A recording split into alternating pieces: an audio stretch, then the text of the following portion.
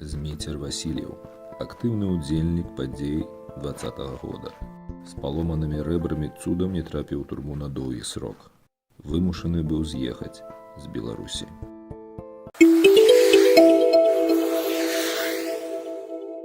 Вахтазак! Вахтазак и Вахтазак! Мы не быть маскатой трусы! Мы живой народ! Мы белорусы! Верим в сердца!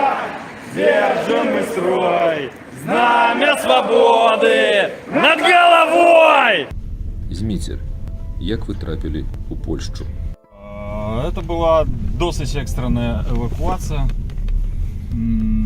праз Киев. 3 месяцы я был в Киеве. Пасля затрымання меня затрымали на 3 суток. Мусили отпустить, потому что не было что мне предъявить. Разумел, что такі стан, який відбувається, він непозбежний. Реакція завжди така. Я по адукації гісторик і більш-менш мав уявлення про те, що може бути. Тому, власне кажучи, я забрав речі, взяв сумку і з одної сумки, власне, в этой самой куртці, з'їхав на Київ. Трималася на початку як командировка, потім отрималася зробити Polish Business Harbor візу. Ну і відповідно забрав манатки, де приїхав сюди. Чому Білосток? Тому що це воголя потішна історія. Я перший раз приїхав у Білосток у годі 18-м, прикладно такий самий час, може був листопад, костричний. Цікавності діля, тому що я ведав, що це такий, не цілком польський, скажімо так, город. Разглядівся уважливо, як тут що, і мені сподобалося, і так для себе поставив таку галку. О, сюди на випадок я буду евакуюватися. Як бачите, не проминули 3 років, як це все і отрималося. Я в Польщу почуваюся, особливо у Білостоку, почуваюся, власне, як вдома. Особливо приємно було чути слова президента, який, власне, мовив про те, що я відчуваю, що ви можете почуватися, білоруси можуть почуватися себе в Польщі, як вдома. Ці моцна адрозніваецца жыццё ў Беларусі і Польшчы? Чаго вам бракавала ў вашай краіне? Вольное паветра. Все дзеля чаго? Это дзеля того, каб адчуваць сябе вольным чалавекам. Не ходзіць, не азірацца, каб унутры все не сціскалася пры выглядзе Форда Транзита. І як это? Тут пачуваешся сабе вольным чалавекам.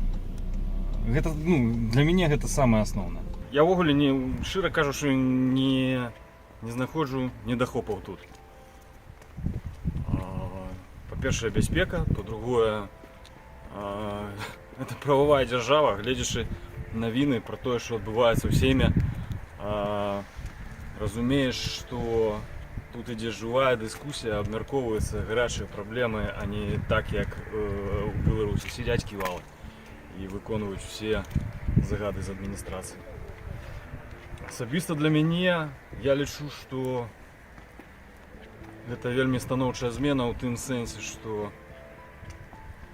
я тут бачу больш перспектываў. Ужо на сённяшні дзень за мінулы год заробак вырас попросту з того факту, што я пераехаў сюды, тут і ў развяз тут патрэбна больш зарабляць. Па-першае, тут фірмы здольныя плаціць болей. Ось. Ну і плюс ёсць куды расці, магчымасці росту яны значна большыя, чым у сённяшняй Беларусі. Па-першае, тут ёсць суполкі беларускіх бізнесменаў. Мало таго, што беларускіх, яны яшчэ і беларускамоўныя, гэта мае знаёмыя. І улічваючы маю кваліфікацыю, людзі, якія займаюцца бізнес-інкубатарствам, ужо прапаноўваюць розныя магчымасці для росту, для адкрыцця ўласнага бізнесу. Я ўпэўнены, што тут гэта бяспечна, надзейна, мне ніхто не будзе перашкаджаць, дзяржава будзе толькі падтрымліваць. Жывучы тут у еўразвязе, адчуваеш апеку бізнеса. Асабліва гэта актуальна падчас пандэміі. І нема боязні такой, што у адзін дзень табе пагрукае амап у дзверы. Ты не будзеш ведаць, што рабіць. Андрэй Зельцер, вядома, прыклад, але для гэтага трэба мець зброю, якую мы не маем. Тут я пачуваюся сябе, мало таго, што добра, я яшчэ бачу папросту неабсяжныя перспектывы. Я ведаю, што перада мною фактычна ўвесь свет, не толькі ўся Еўропа. Я не бачу ўвогуле ніякіх перашкодаў для ўласнага развіцця, для павелічэння майго ўласнага дабрабыту маёй сям'і. Я ані разу не пашкадаваў, што выйшаў на пратэст у 2020 годзе, і нягледзячы на тое, што вымушаны быў пакінуць краіну, я адчуваю, што гэта так ці інакш крок наперад, таму што я для сябе тут бачу перспектывы.